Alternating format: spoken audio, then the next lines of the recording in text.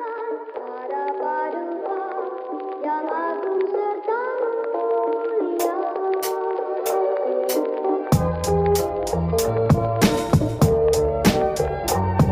Yo, halo! Sebelumnya, saya udah unboxing handphone Asus murah yang saya borong, yaitu Asus Zenfone Go dan Zenfone 4 Max biasa. Kalau misalnya belum nonton, silahkan nonton dulu yang pertama. Habis itu baru balik lagi ke sini ya. Nah, sekarang lanjut nih, yang bikin penasaran dan pengen dibandingin juga. Ya, jadi ini adalah Asus Zenfone 4 Max Pro ZC554KL. Udah Max ada Pro-nya lagi. Udah pasti ada beberapa kelebihan dibanding handphone sebelumnya. Terus garansinya pun sama-sama resmi dan kondisinya baru nih. Oke, biar nggak makin penasaran, mending langsung aja di unboxing.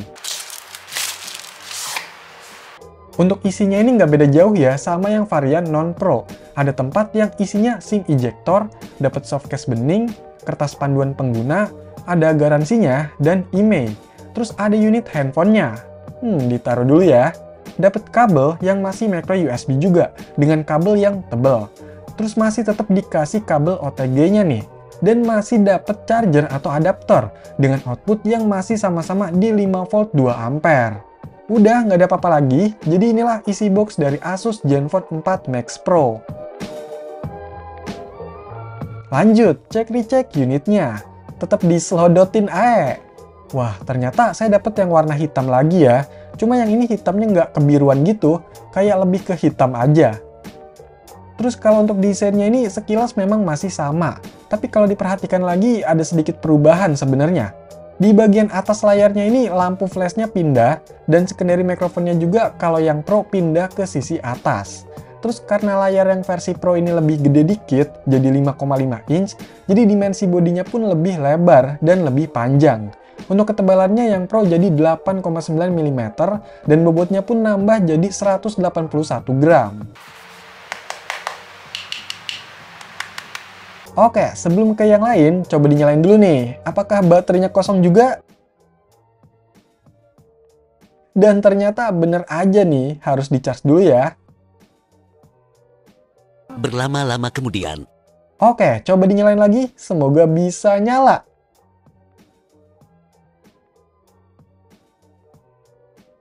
Yes, nyala.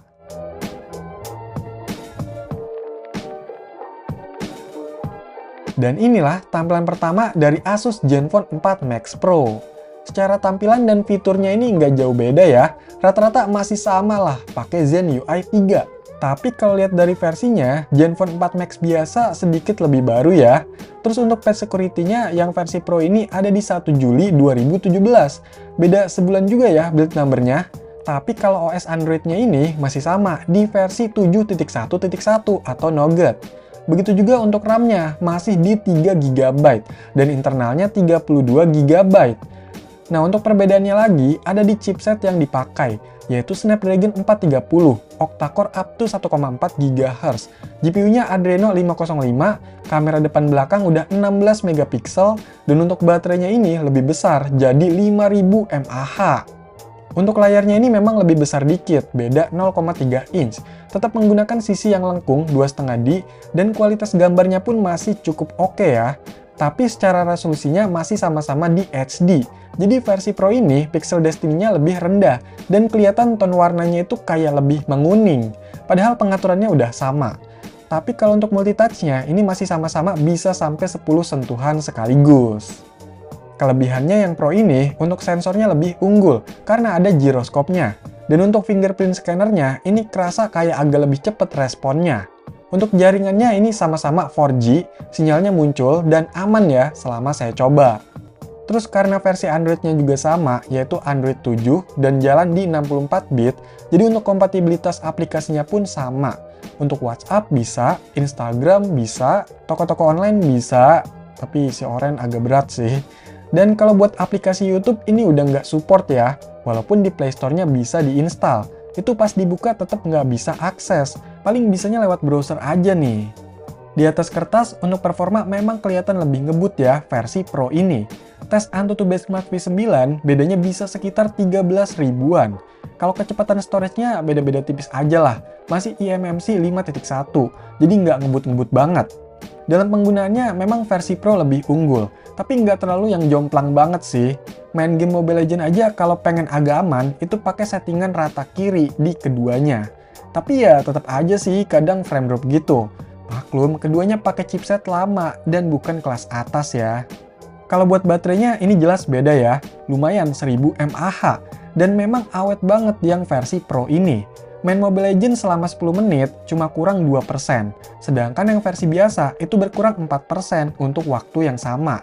Screen on time-nya yang Pro itu bisa dapat 5-6 jam, sedangkan yang biasa itu sekitar 4 jam.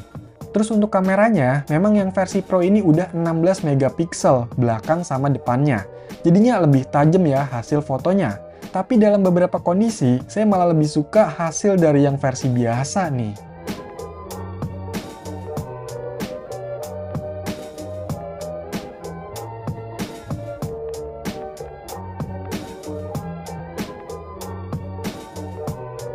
Oke, jadi ini adalah hasil rekaman video dari Asus Zenfone 4 Max Pro yang sebelah kanan dan 4 Max biasa yang sebelah kiri. Nah, untuk keduanya ini masih pakai settingan kamera bawaannya atau defaultnya di Full HD 30 fps. Menurut kalian gimana nih untuk hasil perekaman videonya?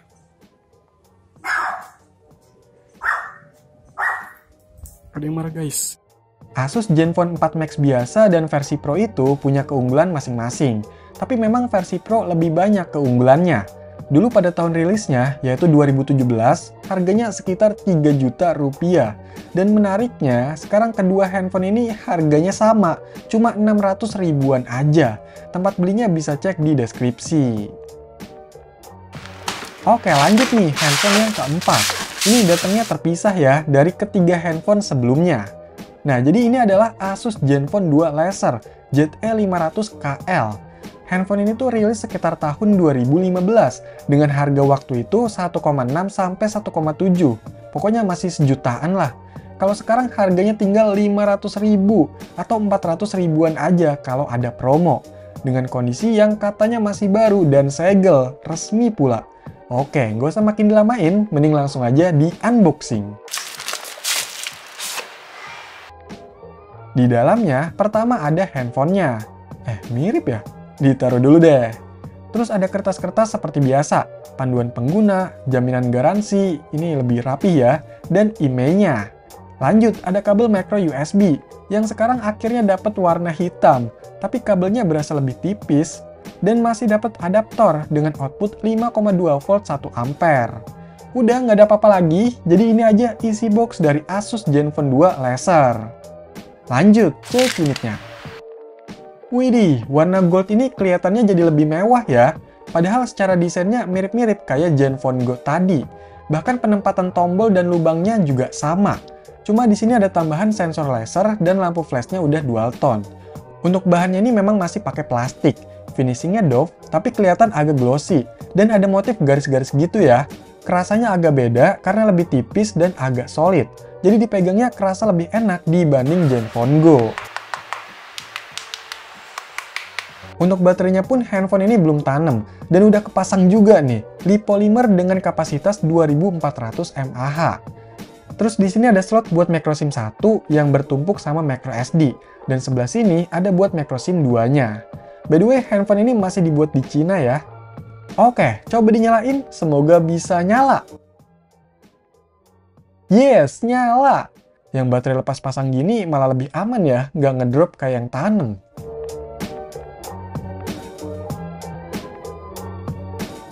Dan inilah tampilan pertama dari Asus Zenfone 2 Laser. Kalau cek di settingannya, handphone ini pakai OS Android versi 6.0.1 atau Marshmallow dengan security patch di 1 Desember 2016. Dan untuk RAM-nya, ini udah kepake sekitar 1 GB lah ya sama cache. Jadi bebasnya sekitar 833 MB. Sedangkan internalnya kesisa sekitar 9,5 dari total 16 GB. Jadi udah kepake 6,48 GB. Untuk aplikasi bawaannya juga masih sama, yang dari pihak ketiga nggak bisa di-uninstall langsung nih. Untuk unit yang saya dapat ini, menggunakan chipset Snapdragon 410, quad-core 1,2 GHz, RAM-nya 2 GB, internal 16 GB, GPU-nya Adreno 306 dengan layar TFT 5 inch HD, jaringannya 4G, baterainya 2400 mAh, dan OS-nya udah Android 6 Marshmallow. Dengan spek segitu memang nggak bisa berharap banyak, paling banter buat WhatsApp atau aplikasi sosmed versi light, karena keterbatasan di RAM dan internalnya ya, ditambah chipsetnya juga sih. Untuk skor Antutunya aja, handphone ini cuma dapat 47 ribuan. Buat main game yang ringan-ringan aja lah ya segitu mah. Untuk sensor giroskopnya ini nggak ada ya, tapi untuk multitasknya Asus nggak pelit, masih bisa 10 sentuhan sekaligus. Dan untuk baterainya ini saya dapat screen on time sekitar 3 jam. Kalau dibandingin Zenfone Go, yang ini lebih mending, karena memang speknya lebih tinggi. Dan dari desainnya, saya lebih suka yang Zenfone 2 laser ini, apalagi kameranya. Jadi ternyata, lasernya itu berfungsi buat ngebantu fokus lebih cepat, bahkan dalam kondisi minim cahaya. Dari infonya sih, buat fokusnya itu cuma butuh 0,03 detik aja. Cuma buat shutter kamera atau waktu ngejepretnya, kayak agak macet juga sih. Tapi untuk hasil fokusnya masih oke nih, walaupun kualitas gambarnya kalau untuk sekarang pasti udah agak kurang. Kalau dulu mah ini udah lumayan bagus lah ya.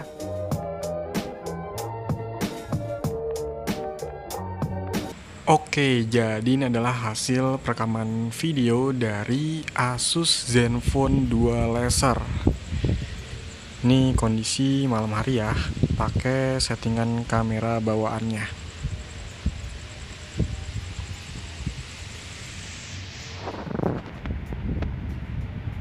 Fokusnya lumayan ya. Menurut kalian gimana untuk hasil perekaman videonya? Tadinya, saya mau banyak bandingin Zenfone 2 Laser ini sama Zenfone Go. Tapi nggak tahu kenapa, si Zenfone Go setelah saya cek lagi, layarnya bermasalah, nggak bisa disentuh, dan sinyalnya nggak keluar juga. Jadinya nggak bisa bahas lebih juga si Zenfone Go itu. Tapi kalau Zenfone 2 Laser ini masih aman-aman aja ya. Sinyal jaringan 4G-nya muncul, dan selama saya cobain nggak ada masalah.